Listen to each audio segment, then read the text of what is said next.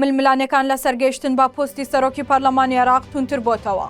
هەڵبژاردنی سەرۆکی پەرلەمانی عێراق چووە گەڕی دووەم، هیچ کاندیدێک لە گەڕی یەکەمی دەنگدان دەنگی 50 بەدەست نەهێناوە. بۆیە هەڵبژاردنەکانی سەرۆکی پەرلەمان چووە گەڕی دووەم.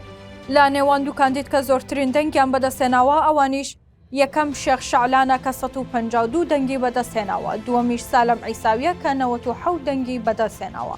هەر کاندیدێک بۆ گەیشتن بە سەرۆکایەتی پەرلەمانی عێراق پێویستی بە 165 دەنگی ئەندامانی ئەنجومەنی نوێنەرانە. تا ئێستا هیچ کاندیدێک لە عێراق و ڕێژە دەنگی بەدەست نەهێناوە. هەر بۆیەش دەنگدانەکە خرايە خولی دووەمەوە. بە پێی زانیاری میدیا عێراقیەکان ئەوەی ئەو پرسەی پەکخستووە و ناکۆکی سەرکردەکانی ناوچوارچەوەی هەماهەنگیە. هەر بەپێی بە دوواداچوونەکانی میدیا عێراقیەکان ئاماژە بەوە کراوە کە سەرکردەکانی ناوچوارچێوە لە میدیاکان دەڵێن هیچ کێشەیەکمان نییە کەچی ململانەکانیان لەسەر سەرۆکی پەرلەمان تا ڕادەی خیانەت و دوژمنایەتیە. ئەم هەواڵانە لە کاتێکدا ڕۆژی یەکشەممە 4 کانونی دووەمی 2024 فەرمانگەی میدیایی ئەنجومەنی نوێنەرانی عێراق دواخستنی دانیشتنی هەڵبژاردنی سەرۆکی نوێی پەرلەمانی بۆ کاتێکی نادیار ڕاگەیاند.